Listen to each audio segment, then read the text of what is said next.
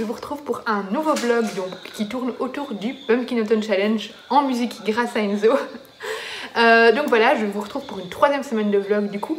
J'ai déjà commencé plusieurs lectures hier, on est mardi, je ne vous l'ai pas dit, on est mardi 21, ouais 21, jour de l'automne, je veux dire jour d'Halloween, rien à voir, 21 septembre.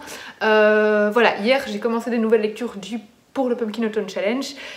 Je vous en parlerai tout à l'heure. J'ai commencé Les Délices de Tokyo, j'ai bien avancé aussi dans l'audiobook du tome 3 de Nevermore, que j'ai aussi en livre papier.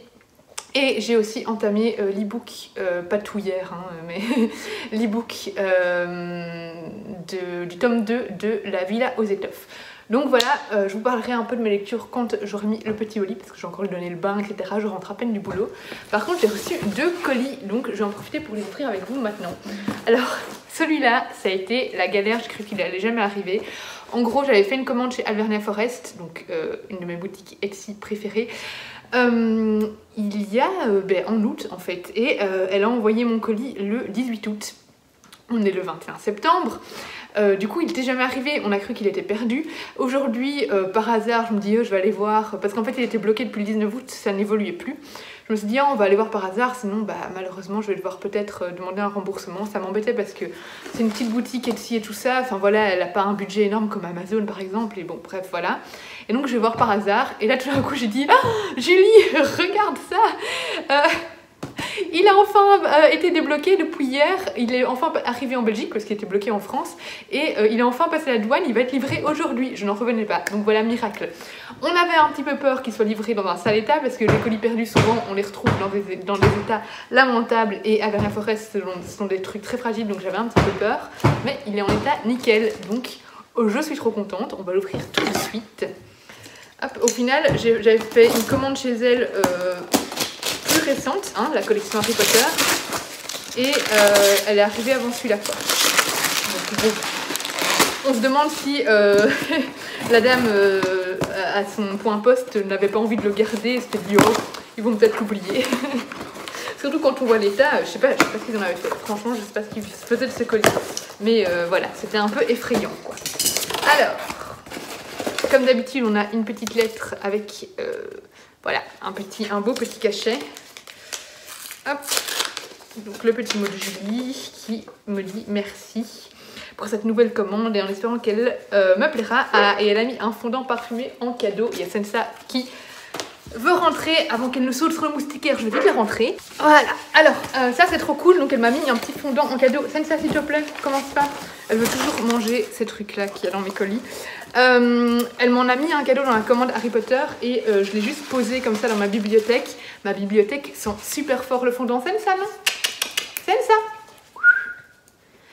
Ma bibliothèque sent super fort le fondant, donc c'est un tout petit truc et ça imprègne super bien la pièce. Bon, pour ceux qui n'aiment pas les bougies à odeur, genre Steph, le petit bouquin, c'est pas pour elle, moi j'adore, donc voilà. Bref, allez, on ouvre tout ça. On a ici, oh en plus c'est en forme d'étoile. Sensa, tu me bousilles la vidéo. Tu me bousilles la vidéo. Tu n'es pas une bonne assistante, tu es virée. Voilà, c'est un petit fondant en forme d'étoile. Trop beau, j'adore. Ils sont déjà super beaux à travers le plastique. J'avais commandé une baguette et une bougie Seigneur des Anneaux. J'espère qu'ils sont en bon état, mais je vois pas pourquoi ça ne serait pas le cas, vu que le colis n'a rien. Mais bon, vu que c'est super fragile, je suis trop contente. Hop, voilà. Normalement j'ai tout. Oui. Alors, on va commencer par la baguette. Ah, ça tombe bien, je vais faire une photo du tome 2 de Nevermore. Bon, ils n'utilisent pas de baguette dans Nevermore, mais elle tombe quand même à pic pour ma photo. Donc voilà la baguette. Non mais regardez-moi comme elle est trop belle quoi. Oh, mais les détails, moi je trouve Julie a un de ses dons, mais vraiment elle est... ça se passe de mots. Elle est tellement douée. Donc là on a du bois. Ici on a tout le polymère qui est fait, voilà, comme ça, avec une petite pierre et tout. Et alors on a un cristal, hop, une pierre juste ici. Hop, ça zoome sur ma tête, j'ai l'impression que ça zoome sur le truc. Voilà, comme ça vous voyez un petit peu mieux.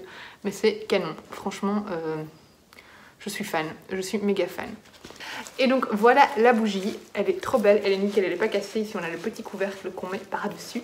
Donc c'est une bougie inspirée du Seigneur des Anneaux, avec ici une clé, tous des petits motifs, elles sont trop bon. Elles sentent trop bon.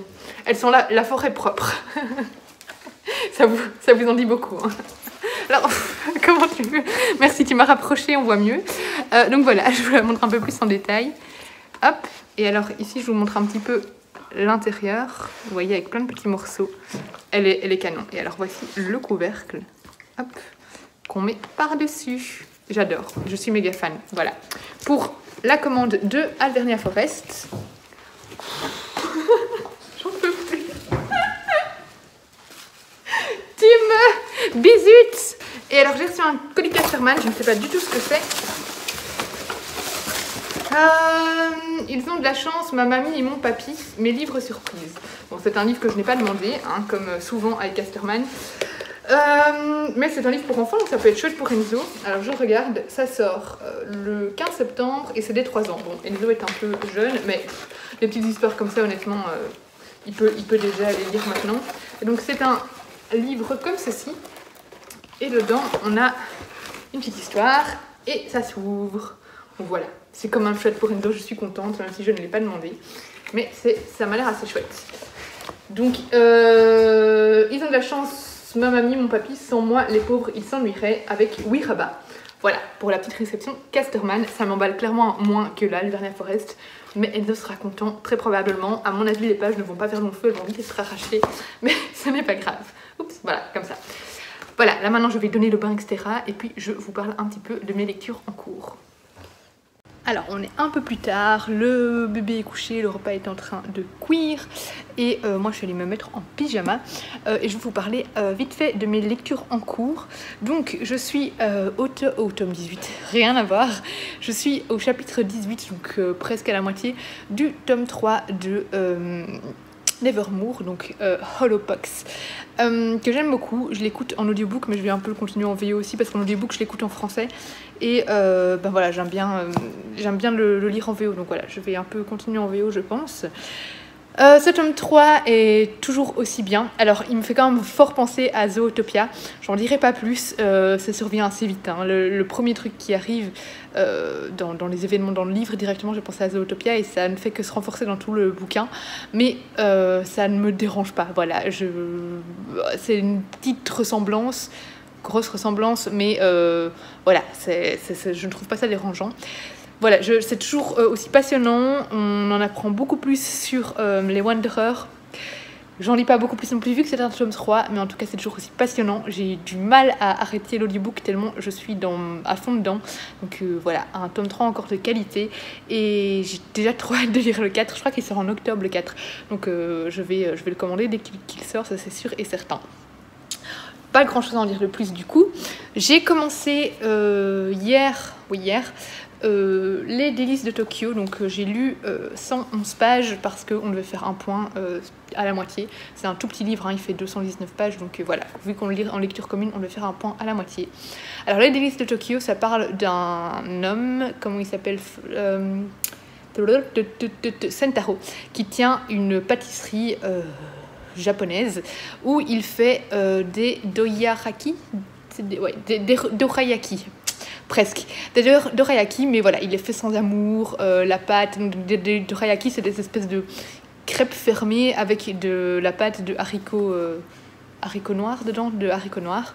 Voilà, mais il les fait sans amour, il achète la pâte toute faite et voilà, il tient cette pâtisserie, mais plus par obligation parce qu'il a besoin d'un boulot.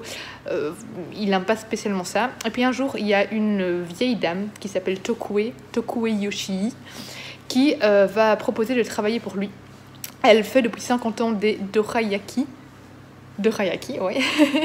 Et voilà, elle se propose de travailler pour lui. Il hésite parce que c'est une personne très particulière physiquement. Elle a des mains très bizarres. En fait, elle a été malade dans sa jeunesse. Il accepte finalement de l'engager, mais elle doit rester en cuisine. Voilà, elle ne doit pas se montrer à la clientèle. Je vous en dis pas plus, mais je trouve ça super bien écrit. J'aime beaucoup la narration. vraiment on est emporté par l'histoire directement. C'est une belle relation qui naît entre les deux personnages. Je trouve que ça amène déjà de jolies réflexions. C'est extrêmement bien écrit, c'est très prenant et je trouve que voilà, c'est une très courte histoire. Ça me fait... En fait, je trouve qu'on ressent vraiment le style japonais. Si vous avez déjà lu des romans japonais, vous comprendrez peut-être ce que je veux dire. Mais voilà, ça me fait penser par exemple à la narration un peu dans les Harukami. Enfin, dans les... celui qui a écrit le commandeur...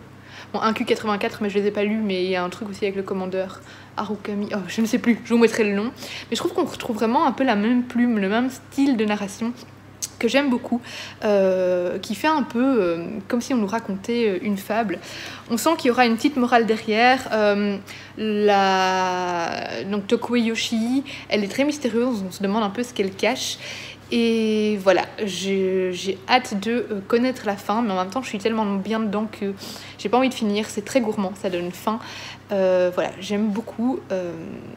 Je sens que je vais être émue par la fin, je ne sais pas pourquoi, mais c'est très prometteur en tout cas. Et là je vais le continuer et voilà, je vous en parlerai sûrement ce soir ou demain matin. Sinon du coup je suis dans le tome 2 de La Villa aux étoffes que j'aime pas mal. Je vous en dirai pas beaucoup non plus parce que c'est un tome 2. Je préfère le tome 1 pour le moment, néanmoins c'est toujours assez chouette. On rentre dans la guerre 14-18.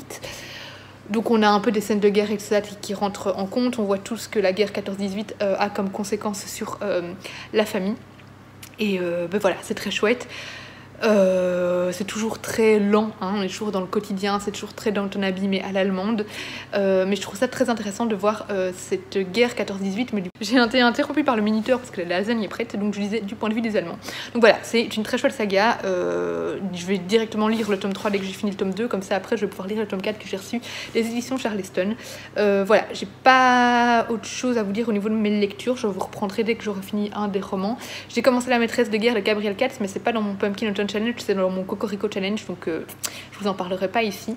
Voilà, je vous retrouve tout à l'heure ou demain. De toute façon, ce sera le même vlog pour vous, donc ça ne change rien. En général, elle a qu'une pièce de chaque.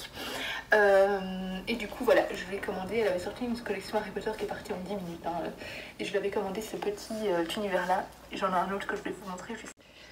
Alors je vous retrouve, on est mercredi matin, je vais faire ma séance de sport. Ouh, du coup je suis en tenue de sport. J'ai les cheveux trempés parce que je reviens de la piscine, donc je reviens des cours de bébé nageur avec Enzo.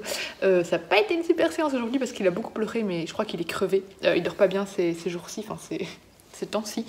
Donc voilà, aujourd'hui il était fatigué, c'était pas une super séance, mais c'est pas grave. Ça lui aura quand même fait du bien. Bref, là je vais faire mon sport, c'est à mon tour d'en faire, vu qu'il dort, hein. Après le bébé nageur il est toujours crevé. Je voulais juste vous parler vite fait de l'Église de Tokyo, donc de Dorian Tsukegawa, que j'ai terminé hier soir. J'ai beaucoup aimé. Très beau roman, très court. Assez philosophique, mais ceux qui n'aiment pas les romans vraiment avec beaucoup de philo, de réflexion, de développement personnel, c'est pas du tout ça. Mais il y a des jolies réflexions dedans. C'est très gourmand, c'est très bien écrit. On a vraiment l'esprit japonais, la culture japonaise dans ce roman. Il y a des jolies réflexions autour de la tolérance, puisque eh bien on a un personnage qui est malade, je vous dis pas quelle maladie, mais voilà, et du coup qui a des séquelles physiques et qui dégoûte parce que c'est malheureux, mais souvent dans les commerces, enfin pas que, hein, mais voilà, dès que ça touche à la nourriture, les gens sont plus vite dégoûtés et plus vite aptes, parce que là on dit au Japon, mais c'est pas que les Japonais, ça arrive chez nous aussi, sont plus vite tentés de ne plus aller dans la boutique parce que ils se disent que la personne qui cuisine leur nourriture a été malade. Et voilà, ce sont des préjugés, des a priori qu'on a qui sont malheureux. Mais voilà, c'est des a priori qu'on a malheureusement régulièrement, enfin facilement. Ça va? Alors également des jolies réflexions sur le sens de la vie, tout simplement, sur écouter le monde, écouter et observer le monde autour de nous. Voilà, c'était très bien écrit, assez poétique. Voilà, c'est vraiment un très très court récit. Voilà, ici on nous met derrière une super déclaration d'amour au sens, et c'est vrai aussi, c'est très gourmand, on sent tout dans ce récit, tout est décrit, que ce soit le goût, l'odorat.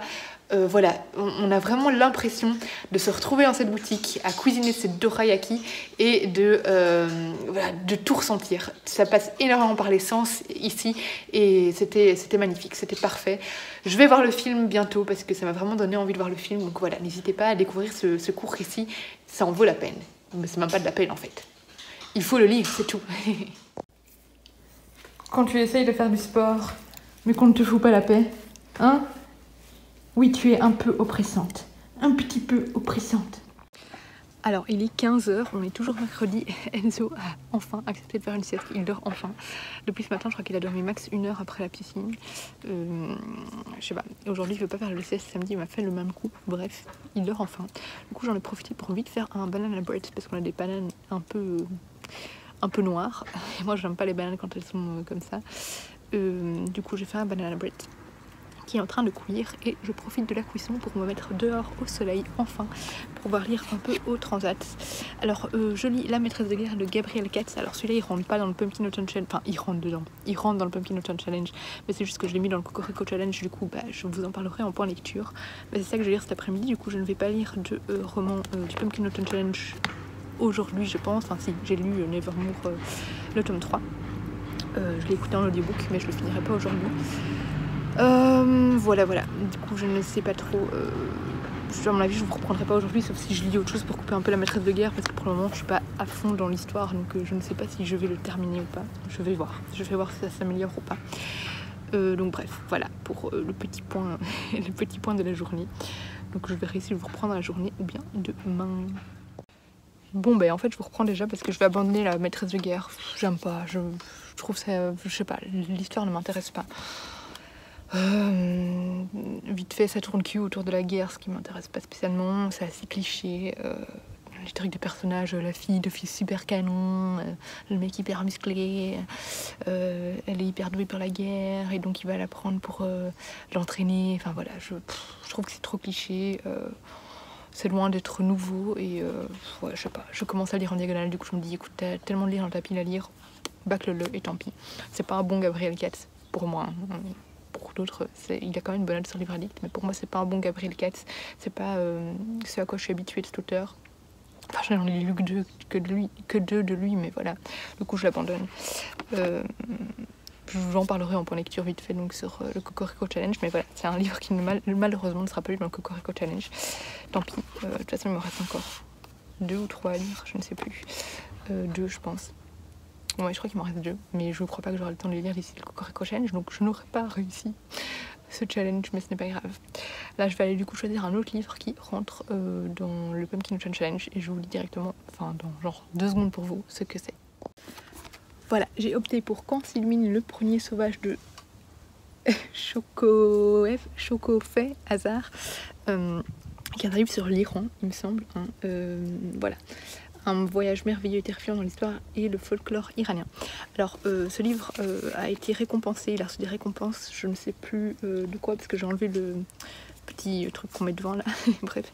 Il y a eu beaucoup d'avis positifs, mais Steph l'a lu récemment, il a abandonné parce qu'il n'a pas du tout accroché, il était perdu dans l'intrigue qui était mélangée au folklore justement iranien. Je vais voir, du coup j'ai un petit peu peur, mais voilà, je vais voir ce que ça donne. Je sais qu'elle a eu du mal aussi au niveau du style, donc voilà, écoutez, je vais le commencer maintenant et on va voir si j'accroche ou pas. Alors je vous ai pas du tout pris hier, et avant-hier j'ai presque pas lu en fait, parce que à la place de lire on a regardé enfin Cruella, donc le film avec Emma Stone, et franchement si vous l'avez pas vu, foncez le voir parce que c'est incroyable. Moi il est dispo sur Disney+ en Belgique, en France je sais pas s'il est disponible parce que je sais qu'il n'y était pas encore au moment où c'est sorti en Belgique, du coup je sais pas, mais franchement film de dingue, j'ai adoré, voilà, c'était super. Super original au niveau de l'histoire aussi, et voilà, Emma Stone est incroyable, c'est vraiment une actrice de talent. Donc voilà, bref, petite parenthèse sur Cruella. Du coup j'avais pas beaucoup avancé avant-hier sur ce livre là, c'est pour ça que je vous en ai pas trop pris hier. Par contre hier soir j'ai avancé. Je suis presque à la moitié, je suis page 127. Alors, c'est très spécial au début. Je comprends pourquoi Steph, par exemple, a abandonné. Parce que, en fait, on se retrouve dans un récit où se mélange, en fait, l'histoire, donc l'intrigue, mais elle se mélange avec le folklore iranien, avec des légendes, des fantômes et avec des anciennes histoires familiales, etc. Du coup, tout est un petit peu mélangé. On a le récit qui est tout d'un coup coupé par ces légendes, etc. Donc c'est très spécial au début. C'est assez dur de comprendre vraiment au début et de rentrer dans l'histoire. Cela dit, moi je suis page 127 et je crois que depuis la page 50, je suis vraiment dedans et je trouve que ça y est, on mélange un petit peu moins. On est beaucoup plus dans la partie historique. Alors peut-être que ça va changer, peut-être que ça va de nouveau être complètement empreint du folklore iranien, mais je trouve que c'est moins présent passer les 50 premières pages. Donc voilà, c'est très intéressant. C'est ça, non ? C'est super intéressant. Je suis parfois un petit peu perdue parce que je connais pas bien l'histoire de l'Iran et les diverses révolutions, voilà, avec la Perse, l'Iran, etc. C'est pas une histoire que je maîtrise. Du coup, je suis un peu perdue parce que j'ai parfois l'impression que il y a certains acquis. Voilà, que j'ai pas, et du coup bon, on nous donne les infos mais pas assez. J'aurais aimé avoir un petit historique peut-être au début du livre pour pouvoir, si c'est ça, c'est la carte Visa, non.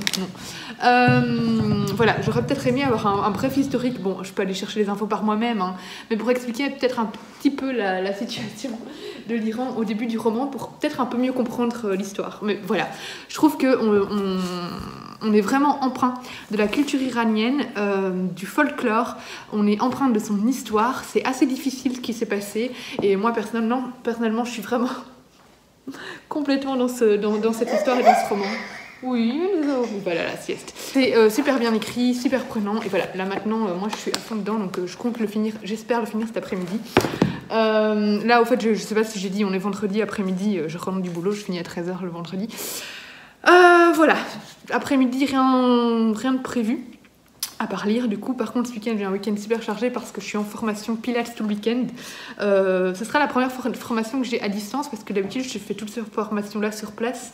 Mais avec le Covid et tout ça, ils ont organisé plusieurs formations à distance, donc par ordinateur. Et du coup, voilà, ce sera un peu spécial, mais voilà. Mais du coup, il sera à la maison. Résultat, mes parents vont s'occuper d'Enzo, donc à mon avis, il va déjà aller dormir chez eux ce soir. On verra bien. Bref, voilà. Ce sont les petits détails de ma vie personnelle, mais du coup, ce week-end, j'aurai pas le temps de lire. Si j'ai pas fini ce roman-là ce soir, eh bien, je terminerai ce roman-là ce soir. J'aimerais bien, demain, pardon. J'aimerais bien terminer aussi la Villa aux étoffes, le tome 2. Et j'aimerais beaucoup lire une BD que j'ai reçue là-bas, que je vous avais déjà montré. Comment ça s'appelait ? C'est Lucien et les trucs paranormaux. Voilà. Lucien et les phénomènes, et les mystérieux phénomènes. Et de toute façon, c'est paranormaux, mais voilà. Lucien et les mystérieux phénomènes qui est très chouette. Donc voilà, j'aimerais bien lire peut-être quelques BD ce week-end. Ce sera des lectures plus faciles que des romans parce qu'après la formation, je suis KO. Ce sont des formations de Pilates. Là, ce sera une formation de Pilates petit matériel. Sinon, j'ai reçu 2 colis, donc je vais les ouvrir avec vous. Alors, le premier vient de... Je ne sais pas. On va l'ouvrir. Je me demande si c'est pas Charleston, mais je ne sais pas. Ah non, ah, trop bien. Alors, j'ai participé, en fait, le PLIB, donc le prix littéraire de l'imaginaire Booksphere, qui a... Enfin, Booktuber Apps, c'était, qui maintenant va changer de nom, mais voilà, le PLIB, avait organisé des lives pendant cet été, ou juin, juillet, je sais plus, bref, ils avaient organisé plein de lives avec des auteurs, des maisons de l'édition, etc. Et dans tous les lives, il y avait des concours qui étaient organisés. Et j'ai gagné 4 de ces concours. 4. Pourquoi je fais un doigt d'honneur? Je voulais faire ça, et je vous fais ça. J'ai gagné 4 de ces concours. Et du coup, voilà, ce sont... Ah, j'en ai gagné 2 chez Snag. Trop bien. Du coup, ce sont les premiers lots concours que je reçois. Donc, j'ai gagné 2 romans sur le live de Snag. J'ai gagné Les Terres de l'oubli de Jessica Lombroso. Et enfin celui-là je suis trop contente aussi, hein. Mais un autre que je voulais, qui était dans ma wishlist en fait. Celui-là n'était pas dans ma wishlist, mais il me donne extrêmement envie. Mais celui-là était dans ma wishlist. J'ai reçu En son de Johanna Marine. Alors tout le monde dit Marinès, mais dans le live elle a dit qu'on disait Marine tout simplement. Donc Johanna Marine. Voilà, les deux ont l'air géniaux. Et alors j'adore le travail éditorial vraiment chez Snag. Les couvertures sont magnifiques et enfin les livres sont des super beaux ouvrages. Donc voilà, je suis trop contente. Je me demandais quand j'allais avoir... Oh, il pleut, il fait dégueu. Bref, je me demandais quand j'allais recevoir les lots. Je savais pas du tout lesquels. Alors, Céline, donc Booktubers Apps, Booksphère, m'avait dit que j'avais gagné ensemble, mais que les autres, ce serait une surprise. Du coup, première surprise, c'est celui-là. Et je ne sais pas du tout quels sont les deux autres ouvrages. Donc, j'ai hâte de savoir. De toute façon, moi, j'adore les surprises. Donc voilà. Bref, là, je vais aller mettre un peu une la sieste parce qu'il est crevé. Vous l'entendez. Et puis je vais lire tout simplement, me reposer avant pour être prête pour ce gros week-end. Alors, on est toujours vendredi, on est le soir. J'ai eu ma soirée tranquille parce que Enzo va dormir chez mes parents, donc chez ses grands-parents. Ce soir, vu que demain j'ai formation comme ça, je suis tranquille, je vais pas m'occuper de lui. Mon copain est au boulot, donc voilà. J'ai fini quand s'illumine le prunier sauvage. Alors il y a des moments où j'ai trouvé que ça devenait un petit peu trop long.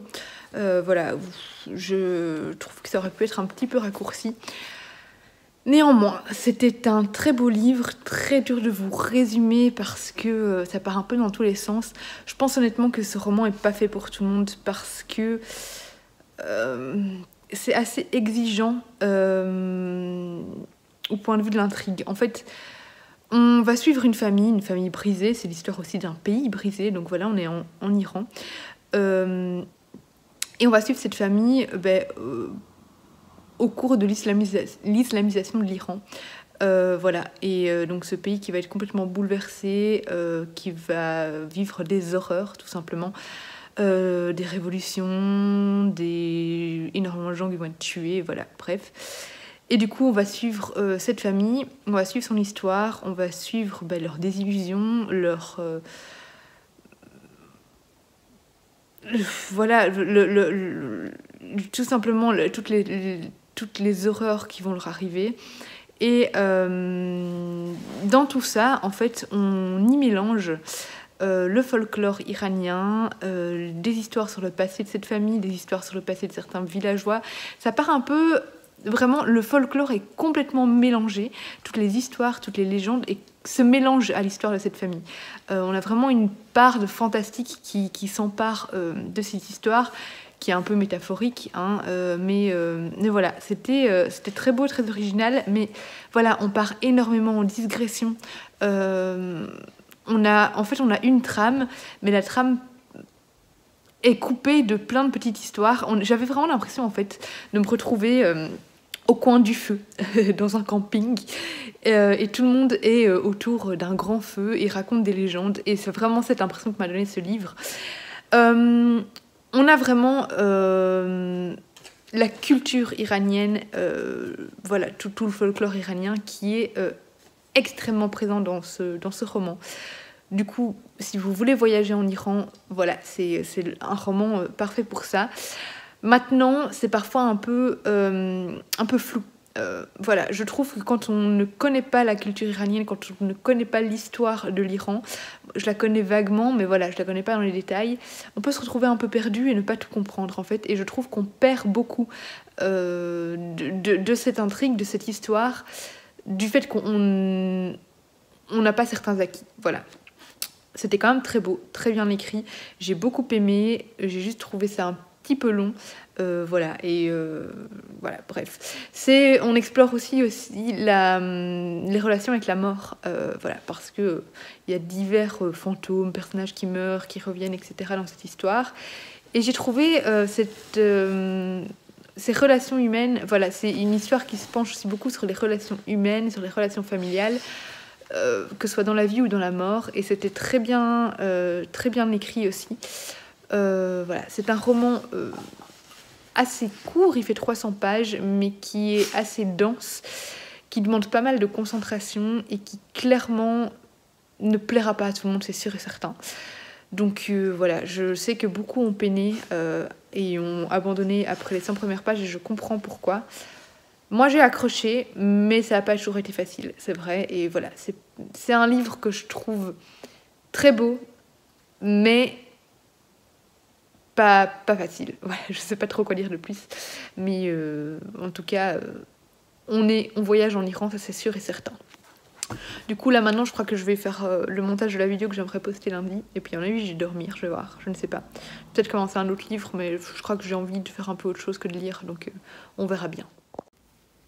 Mon matériel est prêt pour la formation du jour. Je me suis installée dans la chambre parce que avec le chien déjà je serai plus tranquille. Et puis vu que le chéri rentre vers 15h, bah, j'ai pas envie d'être interrompue. Donc bref voilà, c'est parti pour une formation de 9h à 17h de pilates. Ça fait très longtemps que j'ai plus fait de formation. Bah, la dernière fois j'étais encore enceinte. Donc voilà, et d'ailleurs c'était pour pilates femme enceinte. Donc ça tombait très bien. Voilà, ma petite journée va commencer. Aujourd'hui là ce matin j'ai lu un chapitre 1. Le livre Nada de Carmen Laforêt, que c'est dans les lectures communes que je dois lire pour on est samedi hein, en fait, pour la croisade littéraire au féminin, mais ça rentre aussi parfaitement dans le Pumpkin Autumn Challenge. Voilà, je crois qu'il y a une catégorie avec les mots passés ou je sais plus quoi, bref, il faudrait que je regarde. Mais du coup, je vous en parlerai parce que ça rentre dans le challenge aussi, donc autant faire d'une pierre deux coups. Je le lis en espagnol, donc je vous en parlerai un petit peu quand j'aurai lu plus qu'un chapitre. Là, il me reste une demi-heure avant la formation, du coup je vais un petit peu continuer à lire. Et puis pour me détendre, voilà, avant de commencer cette formation intense.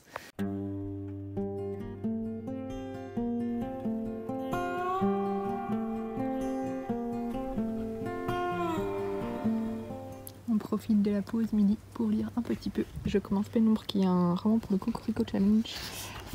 Voilà, mais voilà, il fait super beau. Ça fait du bien d'avoir une heure de pause au soleil. Alors on est dimanche soir, je vous ai pas du tout pris de la journée parce que voilà, j'avais un deuxième jour de formation. Hier ça m'avait tué, je suis allée me coucher à 9h. Et aujourd'hui j'étais encore KO, j'ai résisté à faire une sieste quand la formation s'est finie. Donc à 17h, mais voilà, j'ai résisté, j'ai pris une douche, ça m'a réveillée. J'ai les muscles en miettes, j'ai les lombaires explosés. Le pilates c'est très bon pour le corps, mais quand on fait 2 jours complets d'exercice toute la journée, donc c'est 7 heures d'exercice par jour, c'est dur hein, pour le corps, c'est très dur. Donc là, repos complet. J'ai fini tout à l'heure Pénombre d'Ariel Holz qui est pour le Cocorico Challenge. Du coup, je vous en parlerai dans le prochain et dernier point lecture du Cocorico Challenge. Je voulais reprendre Nada, mais j'étais trop KO pour me concentrer sur une lecture en espagnol. Du coup, j'ai pris à la place une BD. J'ai pris Lucien et les mystérieux phénomènes, le tome 3, qui porte sur... qui s'appelle Sorcière, et qui porte sur la sorcellerie. Je pense que c'est mon tome préféré des 3. Ce qui est chouette, c'est qu'à la fin, il y a à chaque fois un espèce de manuel, je sais pas comment appeler ça, un espèce de feuillet en plus pour compléter l'histoire. Le premier, il me semble que c'était sur le 0 d'échelle, deuxième, je m'en souviens plus. Ici, c'est un feuillet pour casser les stéréotypes. Et dedans, on a en fait toutes les espèces de réflexions. C'est des BD qui sont destinés aux enfants, hein, mais donc on a des réflexions et des petits jeux sur la différence homme-femme. Voilà. En fait, c'est une BD qui sert à amener, enfin qui parle de féminisme et qui montre un peu dans un groupe d'enfants la manière dont se considèrent les uns les autres, enfin comment les femmes sont considérées, enfin les filles du coup, par les garçons et les garçons par les filles, mais bon, ça se porte surtout sur les filles. Donc en fait, ici, ce groupe d'enfants va se retrouver dans une demeure. Ils vont passer là quelques jours en une sorte de colonie de vacances, mais je pense que c'est dans le cadre de leur école. Donc voilà, petite sortie scolaire. Et en fait, dans cette demeure, on raconte qu'il y avait qu'il y a une sorcière qui a vécu. Elle a épousé un fils qui est d'une génération d'inquisiteurs et elle l'aurait tué.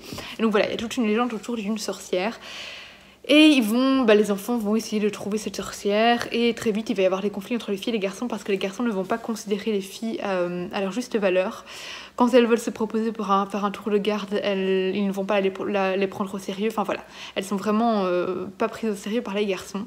Et du coup, elles vont commencer à faire un groupe à part. Et voilà, ça va parler un peu de sorcellerie, du fait que on est toutes des sorcières au final.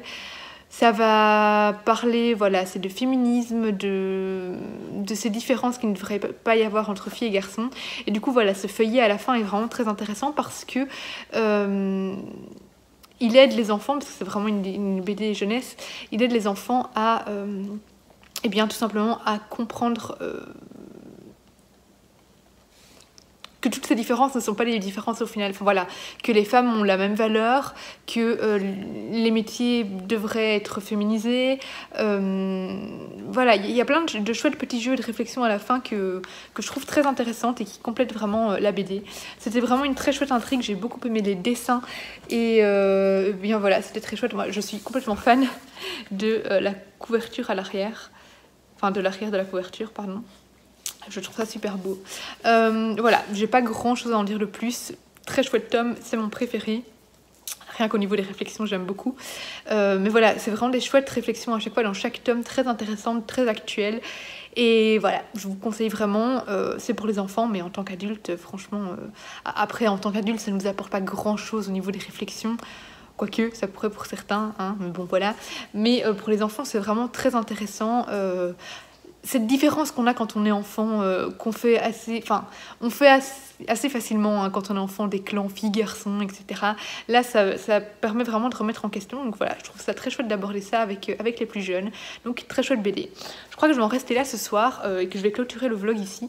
Je vais probablement encore lire, peut-être essayer de lire Nada, mais j'en doute. J'ai encore le deuxième tome de La Villa aux étoffes à terminer. C'est en e-book, du coup je sais pas si j'ai envie d'aller sur un écran, je verrai bien, bref. Je vais encore lire un petit peu, mais je sais pas quoi. Du coup, de toute façon, ce sera pas une lecture qui sera finie sur ce vlog. Donc demain ou dans la semaine, je reprendrai un nouveau vlog. En attendant, je vais clôturer celui-ci maintenant. Donc bien, eh bien, je vous souhaite une belle soirée, journée, je ne sais pas quand vous regarderez cette vidéo. Merci d'avoir regardé ce vlog jusqu'au bout, j'espère que ça vous plaît toujours autant.